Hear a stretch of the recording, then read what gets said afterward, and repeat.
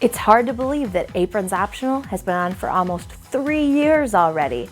Let's take a break and look back at some of my favorite recipes. But before we do that, we need something to snack on while we reminisce.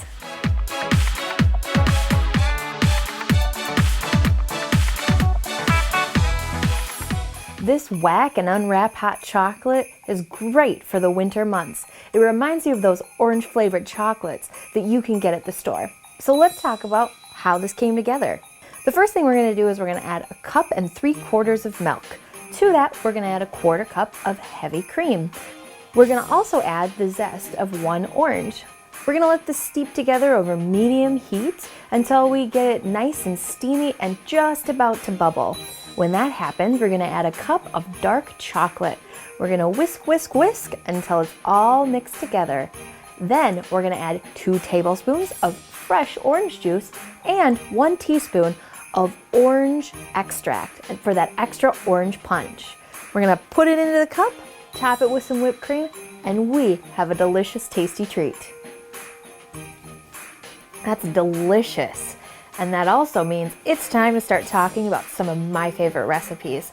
One recipe kind of surprised me and everybody who's gotten a chance to taste it, and that's my third down dip. It's one of those recipes where we just keep making it every time it's time to tailgate.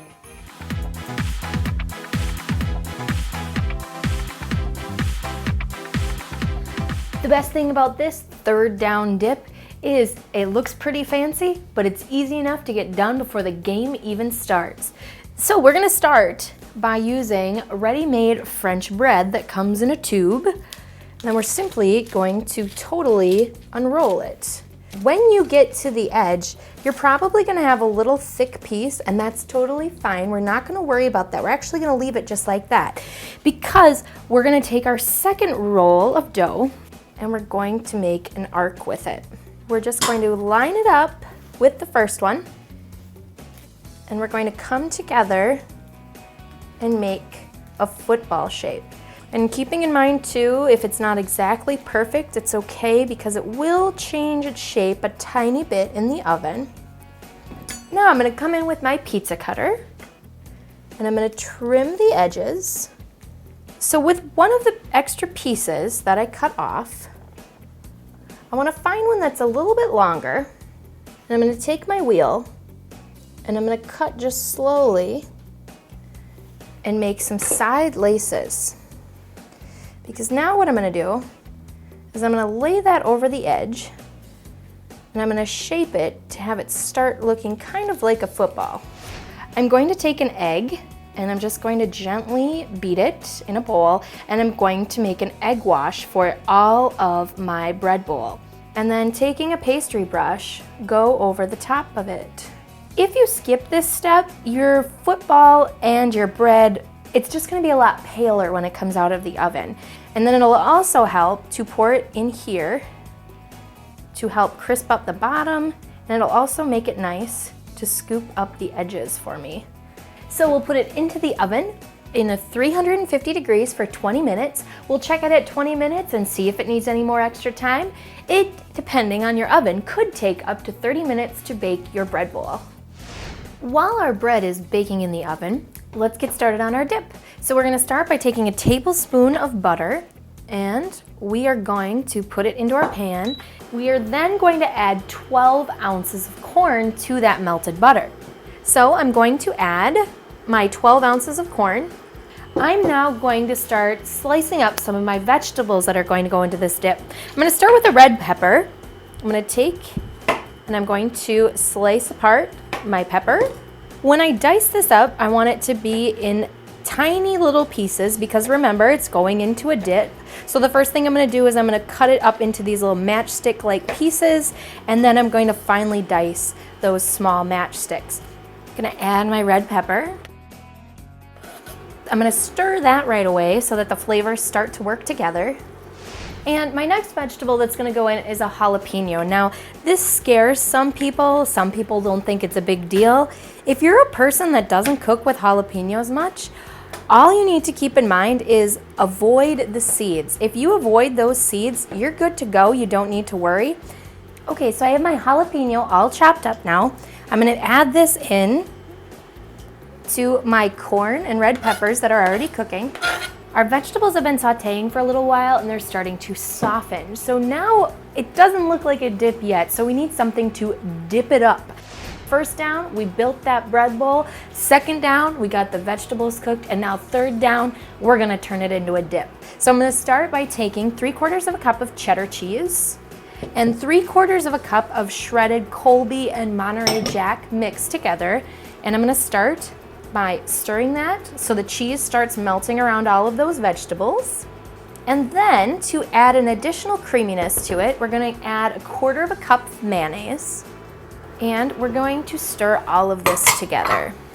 And as soon as we start to do this, it's really gonna start to melt down once that mayonnaise hits, because that extra, fumble, with that extra liquid in there, it's going to help melt everything down.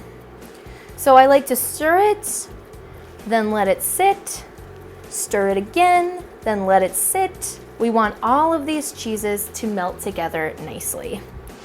All right, we have our football bread bowl out of the oven, and we have our dip. And I tasted it a little bit. Now, one thing I like to do is serve this with nacho chips. So what I do is, if I'm trying to decide how much salt or pepper to add, I actually grab one of the nacho chips I'm gonna serve with, and I take a little sample, and it lets me know that I need some pepper, and I definitely need some more salt in here. Okay? And now I'm gonna transfer this over to my bread bowl and pour it in to my cavity in my football. And now when people eat it, like I said, they have a choice. They can grab part of the bread bowl, or they can have some nacho chips. So what I actually do is, this pan that I put it in the oven, I leave it right on there. I lay my lace on the top of my football, just like that. And I grab some nacho chips. I'm just gonna lay these in the front. And the nice thing about doing it this way is the pan keeps the bread warm, and it keeps the dip warm, and it will start to slowly heat up those nacho chips.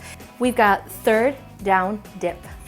When you think football, you also think about beer and tailgating. Well, another recipe that's always been a hit at our house is my beer mac and cheese topped with crispy bacon. Let's take a peek.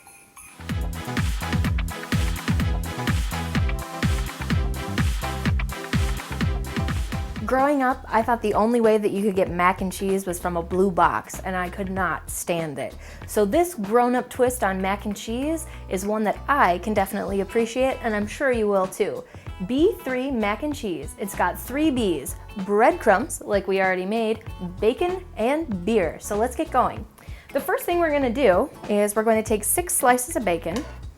So I'm gonna pre-crumble my bacon, and in order to do that, I'm just gonna leave all the 6 pieces together, and I'm just gonna come through with my kitchen shears, and I'm gonna cut them up into about 1/2 inch wide long pieces. And by doing that, then when they cook down, the fat will render out of the bacon and it will be pre-crumbled for me. And what I like to do is break it apart a little bit by hand first, and then once it starts cooking, then I can use, it already smells good. Then what I'm going to do is, as it starts cooking, I'll break it apart a little bit more with my spatula. So we'll start this up and we'll start cooking up our bacon. So I have my bacon all cooked down, and I've transferred it over to a bowl that I lined with a paper towel so I can get some of that extra bacon grease out of the bacon so it doesn't disrupt my mac and cheese, because you don't want greasy mac and cheese. So we'll set that to the side for right now, and we're gonna start working on our cheese sauce. So in order to get that going, we're gonna start with 3 tablespoons of butter, and I'm gonna put that into my pot, and I'm going to start by melting that butter. I'm going to add to it 3 tablespoons of flour. And this is when you have to work quickly, because if you don't, what starts to happen is your butter gets lumpy and clumpy. And I'm gonna just stir it occasionally. I want it to cook for about 2 minutes. So while it cooks and starts to turn a nice caramel brown color, I'm gonna move this out of the way, and I'm going to start getting one of my cheeses ready.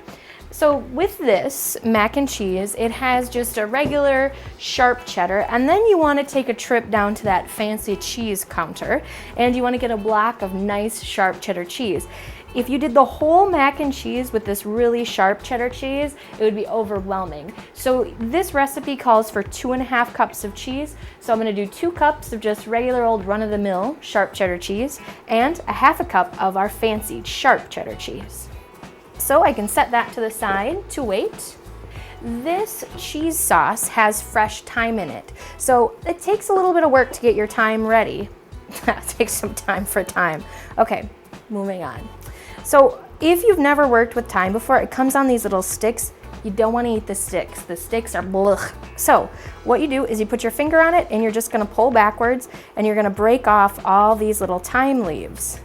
And I want to keep going until I have a teaspoon of my thyme leaves. So now that my roux has been cooking, it's gotten to be a more gold color. I'm going to add 2 cups of milk. So I'm going to add now my beer, and this is 3/4 of a cup, and I want it to be a nice dark beer. And now we're gonna stir this together. And now I'm going to add my salt.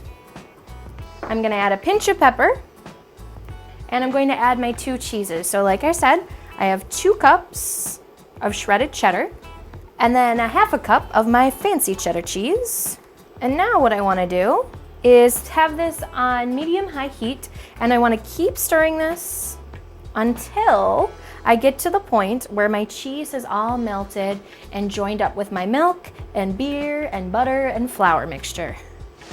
So all my cheese is now melted into my sauce, and what I'm going to do is I'm going to remove it from the heat, and you can just set it on your counter for right now. And what I'm going to do is I'm going to take 1/2 of my cooked bacon. I'm going to sprinkle that on the top. And I'm going to take 1/2 of my thyme. 1/2 of my thyme. And I'm going to stir and combine these. My cheese sauce is doing a great job staying warm over here, and now I'm going to make my macaroni for my macaroni and cheese. So I have my pot over here, and to that boiling pot, I'm going to add 8 ounces of elbow macaroni. So when I cook this, I want this to go to al dente about 6 or 7 minutes depending on your pot. So we'll get that going and we'll see what it looks like in 6/7 minutes. With 4 pans on the counter, this is going to be delicious, you can tell. So we've got our cheese sauce still sitting there waiting for its turn. We've got our noodles cooked to al dente, and now we're gonna work on our breadcrumb chopping, because remember, we've got 3 B's here: beer, bacon, and breadcrumbs. So I'm going to start by taking my butter, 1 tablespoon's worth, and I'm going to put it in my pan and I'm going to melt it. Now while that's happening, I can start consolidating some other things. So I'm going to start actually by adding my cheese sauce to my cooked noodles. And now I'm going to stir to combine my cheese sauce with my noodles. I'm going to add my breadcrumbs and my thyme and what's left of my bacon. And I'm going to stir this all together. I'm going to dump her. So I'm going to stop this, stir it just a little bit more, and now I'm going to work on spreading this. And I'm going to load it into a 350-degree oven for 20 to 25 minutes. I'll know I'm ready to take it out of the oven when it's nice and bubbly. So we'll check on it in just a little bit. So our mac and cheese just came out of the oven. Our mac and cheese is dunzo funzo. Not only am I a fan of mac and cheese, I love a good roast chicken. And one of my favorites has been the roasted chicken and root vegetables. It's an easy 1-pan dinner where you have the whole meal done in 1 shot.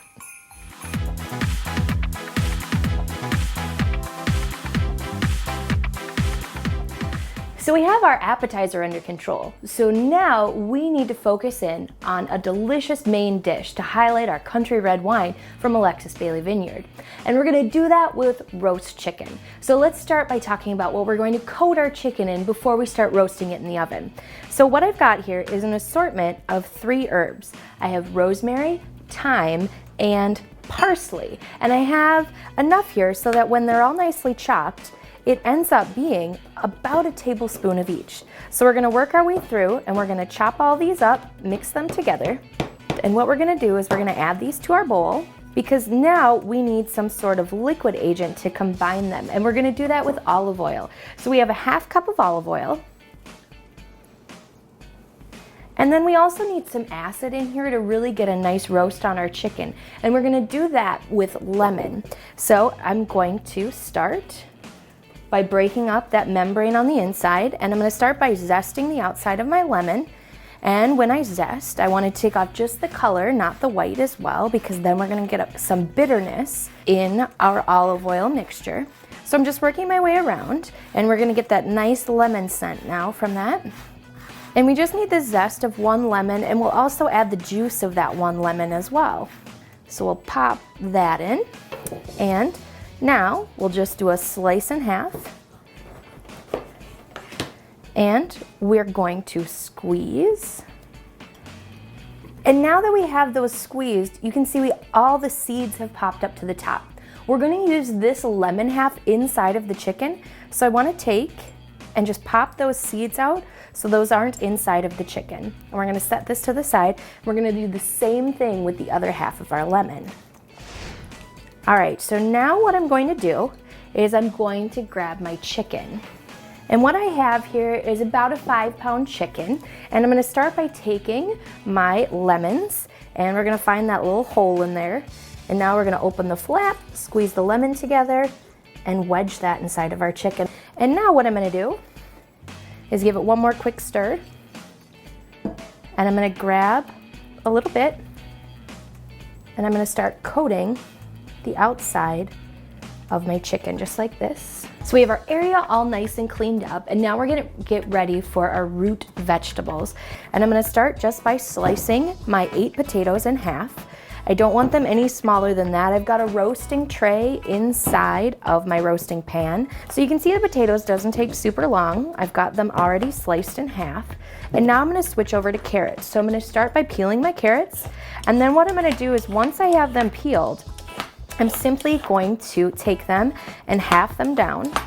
If you've never worked with beets before, they do a really nice job of staining your hands. So let's see if we can pop through there. Not only will they stain your hands, they'll also stain your countertop. So be mindful. You can already see the color popping in on my knife. So we're just gonna work on peeling these. You can see already it's a beautiful rolling away purple color.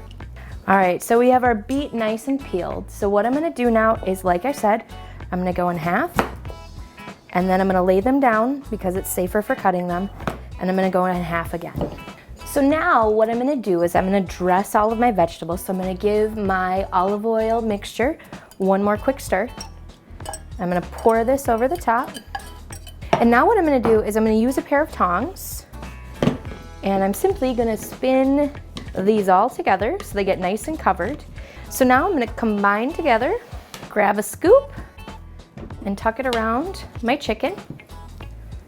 My last step to get this ready for roasting is to come in with a 1/2 cup of chicken broth, and I'm just gonna pour this on the edge. I don't want to pour it over my chicken or my vegetables because I want to make sure that that nice flavoring stays on there.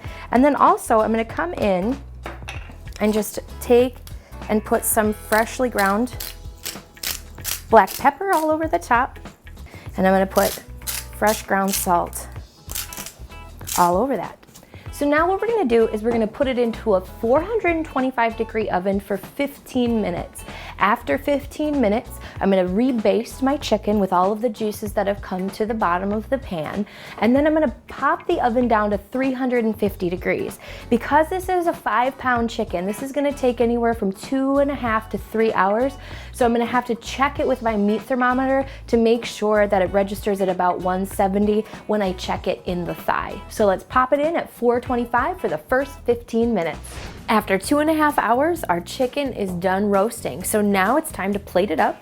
So let's see if we can get our spatula, ooh, nice, My problem is I always hook the cooking rack under it. So now we've got our chicken plated.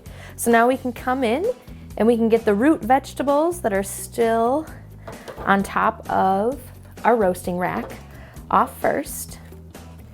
And we'll grab all of our delicious beets and potatoes and carrots, and we'll fill up our tray with all of that deliciousness.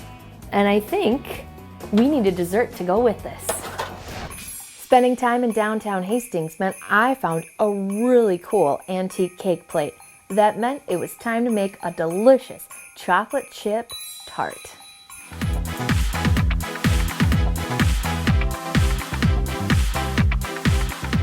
After the delicious meal that we made, it's time to end our meal with a delicious dessert. And that's what we're gonna do with this double chocolate cookie tart. So we're gonna start by making the crust. So I've got my mixer ready, and to it I'm gonna add 8 tablespoons of butter, and that's easy because it's just 1 stick of butter. And I'm going to add to it my brown sugar. This is half a cup of brown sugar. And then I'm also gonna add some white sugar, and this is 1/3 of a cup of white sugar. So we're gonna put all that in there, and then we're gonna cream the butter, and we're gonna do this for 3 or 4 minutes. We want it to really become a fluid mixture.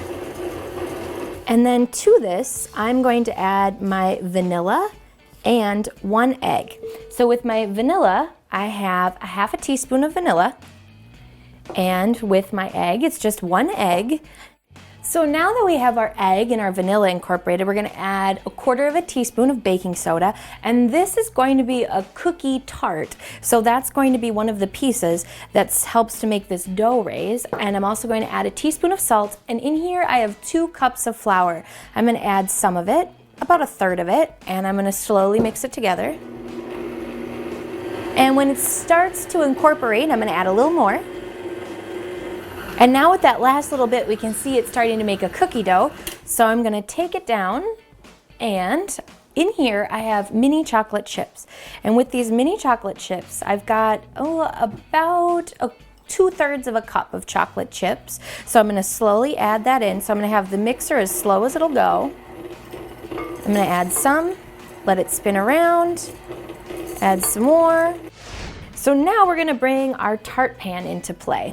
And what I've done is I've already gotten my tart pan ready by taking and spraying it with a non-stick cooking spray. And when I get these little pieces of cookie dough, I'm just gonna grab them by small handfuls, and I'm gonna start in the center of my tart pan, and I'm gonna pancake these little pieces and slowly start adding it all over my tart pan.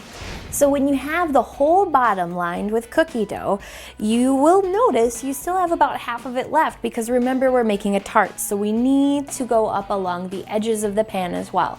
So now you can see I've gone and filled up all along the edges. If you're working with a smaller tart pan, you can just use a knife to cut off the tops of these and make it nice and level. So we're gonna pop this into a 350-degree oven for 25 to 30 minutes, depending on your oven, and then we'll be ready for stage 2.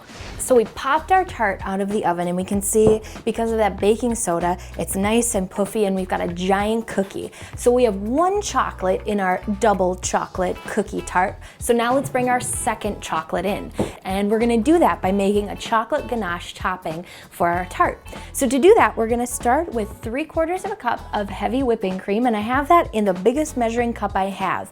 We're gonna pop it into the microwave and get it boiling. And I want my biggest measuring cup possible because we're gonna keep adding things to it. So I'm gonna start by putting this in for 1 minute and 45 seconds because that'll bring it to a boil in my microwave. So I have my boiling hot whipping cream in here, and I'm gonna add my 2 other ingredients. So to that, I'm gonna add a half a teaspoon of vanilla.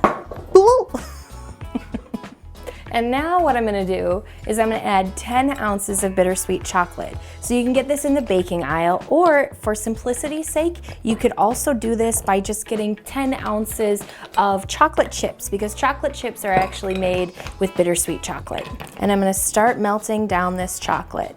And it's kind of one of those interesting things where it seems like you're not doing anything, and then all of a sudden those pieces are gonna break apart and it's gonna turn into this great, almost like fudge consistency. And if we see in here, it's really nice and liquid as I'm stirring it around. So now what I'm gonna do is simply top my tart with my new chocolate mixture. I'm just gonna pour this all in. And you can see it's really a rich and shiny chocolate. What I'm gonna do is I'm gonna use an offset spatula, so that means it's got that little zigzag in there, and I'm just gonna work it to the edges of my tart. And then once I've got it spread out to the edges, I'm just gonna work slowly to get a nice smooth top on my tart. We're gonna put this into our refrigerator for 25 minutes to a half an hour and make sure everything is nice and chilled. And we're gonna put one final piece of pizzazz on there, and then we're ready to eat. So our chocolate ganache is totally set up on the top of our cookie. So now we need to make some whipped cream for the top, because whipped cream makes everything better. So in order to do that, we are going to start by taking 2/3 of a cup of heavy whipping cream, and we're gonna put this into our mixer. And to that 2/3 of a cup, we're going to add a 1/4 cup of powdered sugar and a teaspoon of vanilla. We are just going to take and whip this together until we get stiff peaks. And now I'm gonna get ready to pipe it onto the top of my cookie tart. And I'm gonna do that by using just a gallon bag. I folded down the top so I can load it easier. And I don't wanna lose any of the air in there, so I'm just going to gently nestle it into that bag. So now what I'm gonna do is I'm gonna start folding the bag up and gently letting gravity shake it down. And then I'm going to gently push down to get it down as far as I can. And I'm gonna cut off just the tiniest little tip off the corner. And now I'm gonna come around and I'm gonna make some little blurples around the edge. And I try to do it where it looks like everybody would get one little whipped cream swirl on their piece. Okay, and we've got some left over, but that'll be perfect on ice cream another time. So I'm just gonna gently set this into my bowl to keep it safe. And now I'm gonna come around with raspberries, and I'm just gonna put it into the middle of each of those little spots. So now it is time to bring our antiques from Main Street in here. So now we have a green depression glass cake stand. So what we're gonna do is we're gonna come up through the middle, and we're going to just gently push, transfer hands, and put it onto our cake stand, just like that. So let's clean up. It's time to dig in for dinner. Well, it looks like we're out of hot chocolate. Thanks for taking some time to help me reminisce about some of my favorite recipes. We'll be back soon with some new tasty treats. So remember, the apron's optional, but the flavor isn't.